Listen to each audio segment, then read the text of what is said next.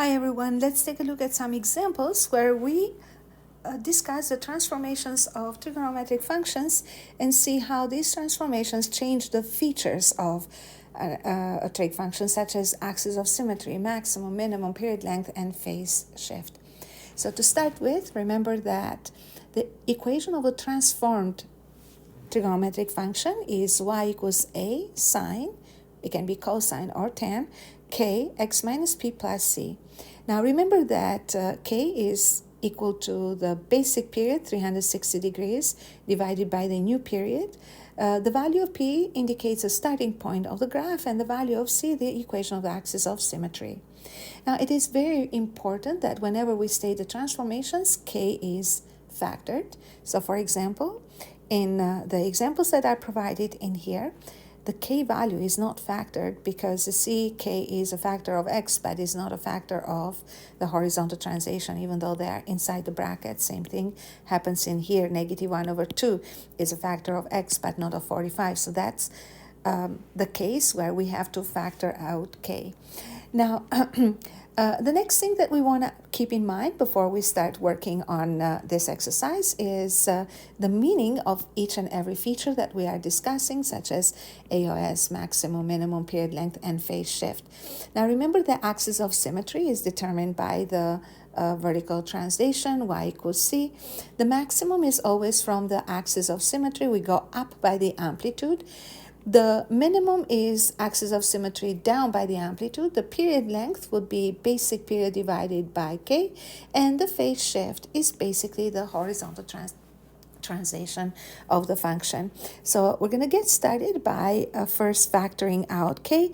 In this case, we have negative sign, and then we have the value of k3, x minus, and then the 60 will become a 20, and we're going to say that there is no number added to the end of this equation, which tells us that the equation of axis of symmetry is at 0. Now the maximum value of this function will have to be 0 plus the absolute value of negative 1, because negative 1 is the value of a, and that will make the maximum of 1.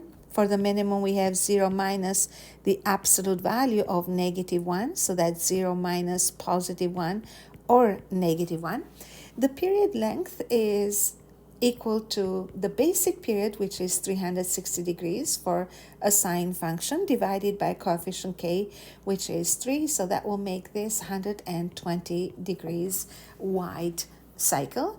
And the phase shift is, since we're subtracting a positive 20 from x, then the phase shift will be equal to 20 degrees. So that shows that we have a horizontal translation of 20 degrees to the right. So if you were asked to determine where this graph starts and where it ends, the starting point will be the horizontal translation of 20 degrees. So we're going to say that graph A will start at 20 degrees, and the end point of it will be 120 degrees later. So the same as the period length, so 20 plus 120, which means that this graph will end at 140 degrees. In the same way, you can practice the next example. So again, factor out k. So in this case, we have 2 cosine. The k value is negative 1 over 2, x. Now, 45 divided by negative 1 over 2 is negative 90. So the 45 will turn into negative 90 and then plus 1. So the axis of symmetry will be the number added to the end of the equation. So y equals 1. Now for the maximum, it's going to be from y equals 1. We add the amplitude, which is absolute value of 2. That will make the maximum 3. Minimum 1 minus the amplitude. So that will make the minimum negative 1. The period length in this case will be 360 degrees divided by the absolute value of k. Very important to remember, because the period length doesn't depend on the sign of a, so we only take the positive of it. So that will be equal to 360, which is for the basic cosine function, divided by absolute value of negative half, which is positive 1 over 2, or you can also write it as 0.5. So that will provide a period length of 720 degrees. So the phase shift of this function is 90 degrees to the right. Because we are subtracting a positive 90, it means that the value of p is 90. So that means a horizontal translation of 90 degrees to the right. So in this case, we're going to say that this graph, so the graph of function b will start at 90 degrees, which is where the phase shift is, and it will end 720 degrees later, which is its period length. And that will make the endpoint, or it will take the endpoint of this graph at 810 degrees. So in the same way, we discuss the next function, y equals cosine, and then we have 2x plus 15, and then minus 2. So we have the axis of symmetry at negative 2. We have the maximum starting from negative 2. We had an amplitude of 1.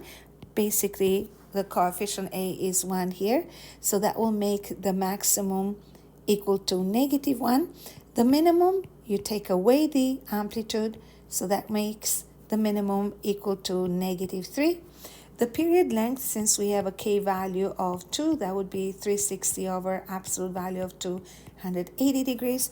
And the horizontal translation will be at 15 degrees to the left, because it seems that here we have subtracted negative 15 to get this positive. So that's a horizontal translation of 15 degrees to the left. And if we were asked to determine where the graph or the first cycle starts and where it ends, I'm going to say that it starts at negative 15 degrees and it will end 180 degrees later. So that's negative 15 plus 180. And that will take the graph or the endpoint of the graph at 165 degrees. So in the next function, you probably got the hang of it already. So we have y equals 3x minus 60 minus 3. In this case, we do not need to factor out k. K is equal to 1. So the horizontal, or the axis of symmetry, is y equals negative 3. The amplitude from negative 3, we go up by 3 for the maximum. So at the amplitude, so that will take the maximum to 0. The minimum is negative 3 minus the amplitude, so that will take the minimum at negative 6. The period length is equal to 360 divided by 1, so that's basically 360 degrees. The function has a horizontal translation of 60 degrees to the right, so we are subtracting a positive 60, which makes the value of p equal to 60 degrees. That's horizontal translation of 60 degrees to the right. So if we were to determine the start and the end point of the cycle, we're going to say that it starts at 60 degrees and it will end 360 degrees later, which would be equal to 420 degrees. So let's do the next one. We can work a little bit faster now.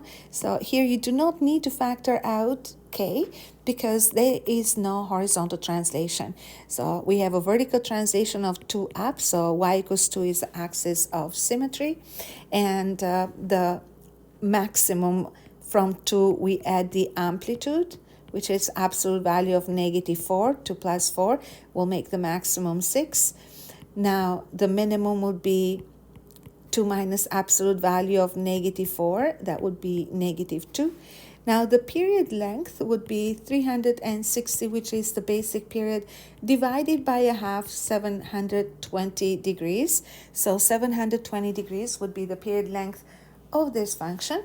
And the phase shift of this function, since we have no horizontal, no numbers subtracted from x, directly from x, I'm going to say that there is a phase shift of 0. So horizontal translation is not applicable, or you can say none. It's the same thing. So if we were to determine where the cycle starts and where it ends, then we would say it starts at 0 and it must end one period length later, so 720 degrees later. So start at 0 degrees and end at 720 degrees. Now we're looking at function f. In this case, we need to factor out negative 3, the value of k, negative 1 over 2 sine, and then we have negative 3x minus 60 because 180 divided by negative 3 minus 5. Now axis of symmetry, y equals negative 5. Maximum from negative 5, we rise by an amplitude of 1/2, so that will take the maximum at negative 4.5. For minimum, from axis of symmetry, we go down by the amplitude, and that will make it negative 5.5. And period length in this case would be equal to basic period, which is 360 divided by the absolute value of k, which will make the period length 120 degrees. For the translation or the value of p, we see that we have subtracted from x a positive 60, so that means p is positive 60, which makes this a horizontal translation of 60 degrees to the right.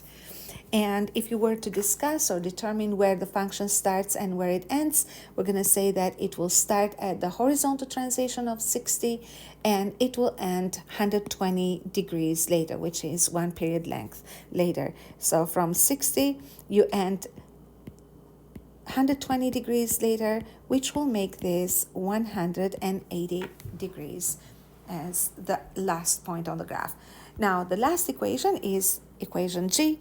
Y equals negative 2 cosine. We need to factor out 3/4. And then we have x minus. Now, when you have fractions of this nature, like simply divide. So on the side of the paper, you're going to say if I divided by 3/4 is the same as if multiplying by 4/3. And 90 divided by 3 is 30 times 4, 120 degrees. So minus 120 degrees, close brackets, plus 4. So, and you can also use a calculator. Be very careful when you use a calculator and perform the division. This has to be in brackets though, okay? So we have talked about it in class as well. So we have the axis of symmetry at y equals the vertical translation, which is 4 in our case. And the maximum value from axis of symmetry, we go up by the amplitude. So that will take us to 4 plus 2, which is 6. For minimum, 4 minus the amplitude, which is 4 minus 2, which is 2. Now, the period length of this function is equal to the basic period, which is 360, divided by 3/4. So simply use a calculator. So if you have 360 divided by 3/4 is the same as if you are multiplying by 4/3. So that would make it 360/3, 120 times 4, 480 degrees would be the period length.